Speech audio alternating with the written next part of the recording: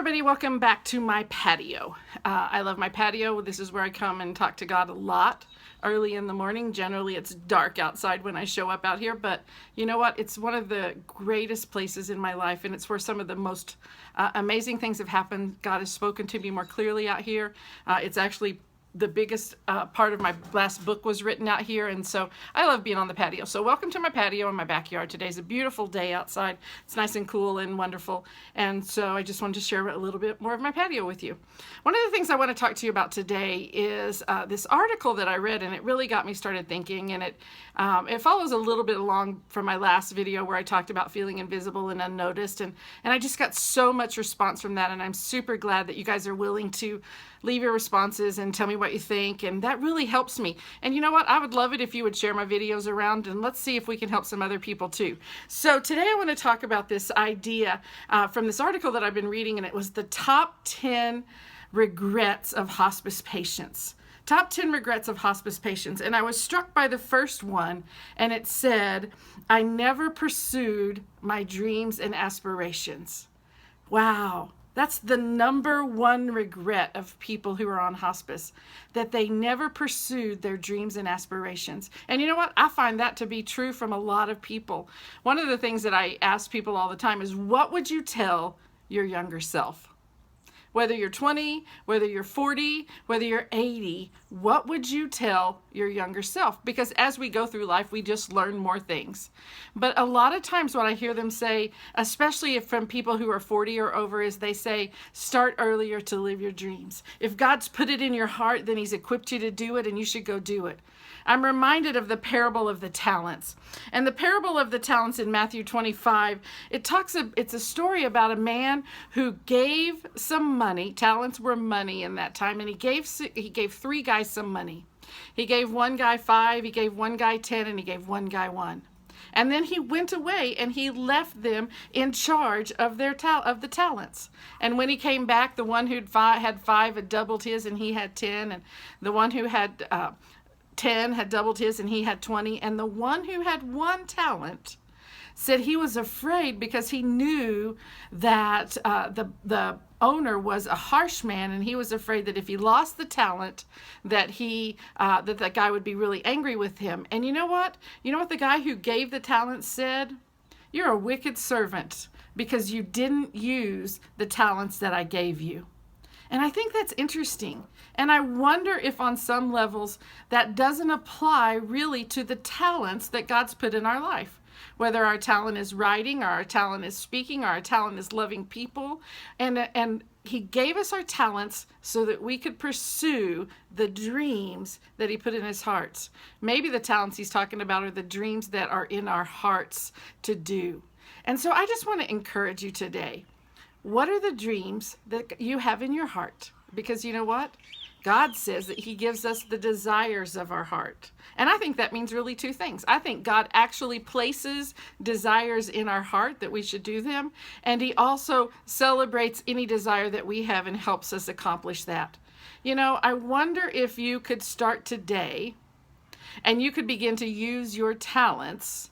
What would you do? What would you do with the talent, with the dream, the aspiration that you have in your heart? Man, what if you didn't wait till you were in your 40s or 50s, or wait till you were an empty nester to begin to say, you know what? There's a song in me that needs to be written. There's a book in me that needs to be written. There's a journey that needs to be taken by me. What is in your heart? What are the talents, and what are the aspirations that you have? Can I just encourage you? You can do them. God will equip you to do what He's put in your heart to do.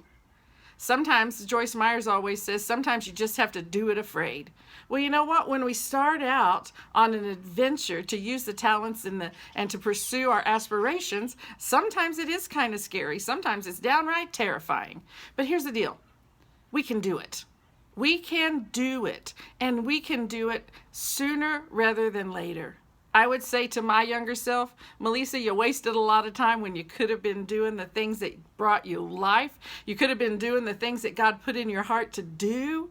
and you wasted some time. Now, I believe God redeems the time, and so I believe even if I started later than I should have, God is going to redeem the time, and I'm going to be able to do more in my upcoming years than I could have done in my former years, maybe, because God is going to take care of that. But can I just say to you, can I encourage you?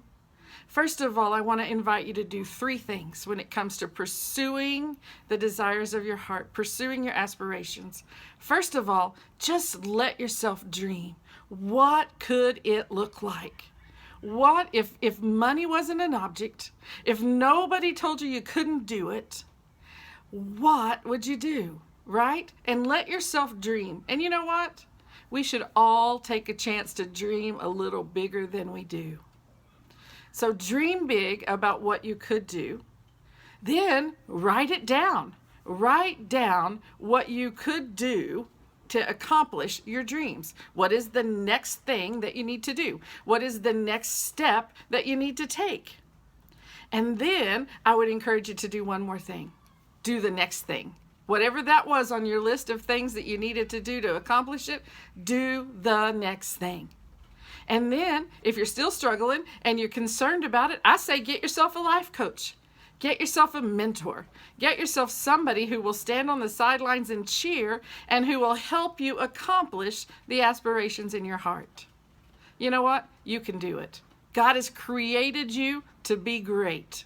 If He's put a business in your heart, start it today. Figure it out. God will equip you as you go along. You know what I found to be true is that God doesn't start until we do.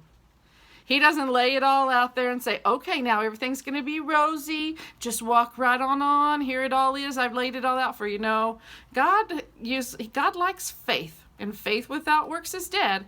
And so I encourage you, step out in faith. Watch God build the road underneath you. Watch God lay out the path before you. The Bible says that God goes before us and He makes the crooked way straight, that He tears down the mountains and He fills in the valleys. Well, you know what? He doesn't do any of those things until we take the first step. So take a step of faith. Take a leap of faith. Dive off the cliff of faith and do the things that God has called you to do. You know what? I want to invite you to do one more thing. Put the dreams that you have, your aspirations, maybe you could leave those in the comments and they would inspire somebody else to do it. If you're already on the journey to accomplish the aspirations in your heart, maybe you can leave a little comment about how you accomplish that. Because you know what? We're all here to help each other. Maybe somebody else has an aspiration very similar to the one that you've accomplished, and they just need somebody like you to tell them you could do it, right? Or how you got started. Would you do me a favor? Would you maybe write your aspirations in the comments column, and maybe somebody else will come along and comment and give you some suggestions? Maybe if you've already started on your journey and you've accomplished things, you'll put those things down there in the comments too, and then they'll be able to help someone else along the way. You know what? Everybody can get involved in the conversation. Everybody has something they can add, and everybody has something they can learn. But we can't learn from others if other people won't share. So share in the comments what your aspirations are and what you've been doing about it. And I can't wait to hear what you have to say. You know what? Until I come again, I want to remind you of something really exciting. God doesn't waste a thing. He uses every part of the journey of your life to be great. Go be great. You can do it.